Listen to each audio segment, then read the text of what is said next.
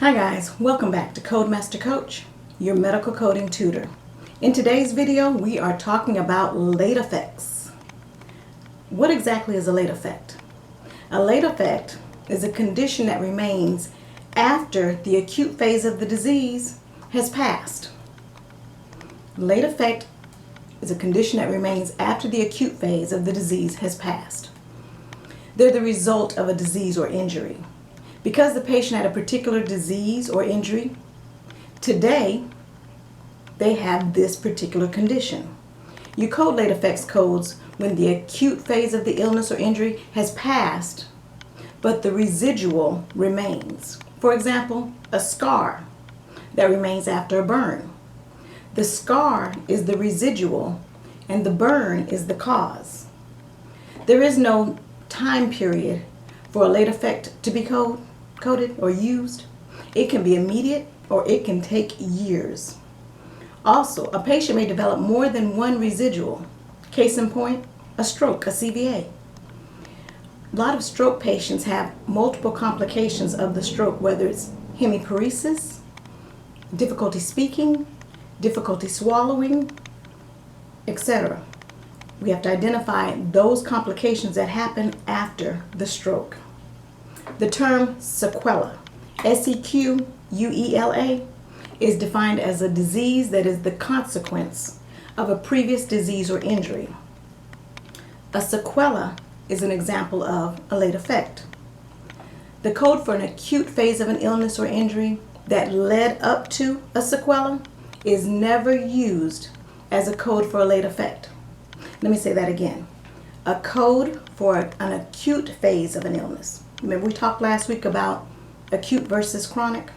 So a code for an acute phase of an illness or injury that led up to the sequela is never used as a code for a late effect. For example, mental retardation today due to poliomyelitis.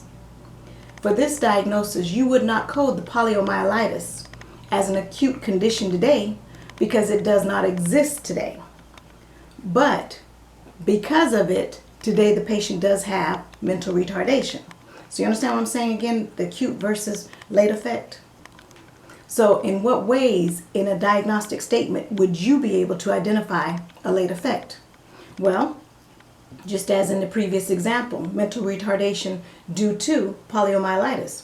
When you have a condition that's due to a previous illness, if your physician says that lets you know right there it's a late effect. Or if it's following a previous injury or illness. If the physician says da-da-da, following a previous illness or injury. Or if your physician says late, L-A-T-E, old, O-L-D. Those are all indications of a late effect. So when trying to locate or look up a late effect, look up the term sequela in your alphabetic index of disease and injuries.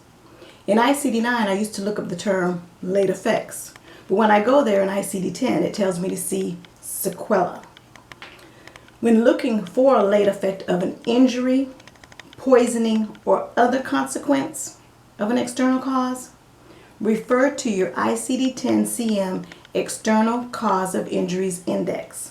And that's located right behind your ICD-10-CM Index to Disease and Injuries. They look just alike, and if you don't look at the top of the page at the writing that tells you which index you're in, you'll get them confused. So make sure you identify the difference between those two indexes. ICD-10 Index, it's ICD-10-CM Index to Disease and Injuries, and ICD-10-CM External Cause of Injuries Index. Look just alike, right behind each other. Review that index and become familiar with it. You will be amazed at the terms that are indexed in it. So, how do we code late effects? To accurately code a late effect, it requires two codes. Your first code is the code for the condition that the patient is seeking healthcare services for today. And then your late effect code identifies the cause of the condition that they're seeking these services for today.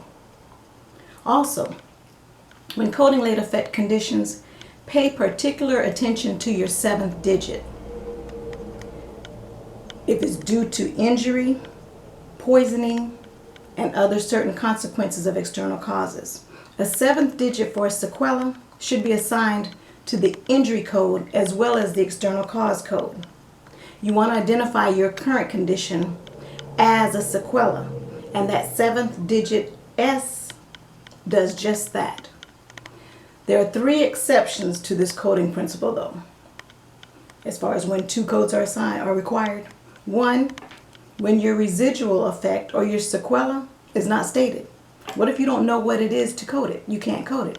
If he just says this is a sequela of a previous injury, he didn't tell you what the injury was, so you can't code it. So just code whatever that current effect they're coming in today for. When no late effect code is provided in ICD-10-CM, but the condition is described as being a late effect, only your residual condition is coded. So whatever they're coming in today for is all you can code. If you can't find whatever caused it in your alphabetic index, just code what they're coming in today for. Conditions described as due to a previous surgery are not coded as late effects. Those are not late effects due to a previous surgery. They're classified under history or complication of a previous surgery. It depends on the specific circumstances. And when the late effect code has been expanded at the 4th, 5th, or 6th character level, and it includes the manifestation code, only 1 code is assigned. And what I mean by that is we've learned over the years that with CVA, those patients tend to have manifestations of the stroke. You have a stroke today, and you go home and you're paralyzed on one side, difficulty speaking, etc. Those complications, they've expanded ICD-10 to include, it'll say aphasia today due to CVA in 1 code. So in that case, you only assign the 1 code. Okay? All right. So hopefully I've broken down late effects so that you understand exactly what I'm talking about. What I put together is a lesson plan again for late effects. And what I'm doing with, like what I did with the 2 previous videos, volume 1 and volume 2, those students that got those lesson plans, I'm emailing, we're Skyping, we're on the phone.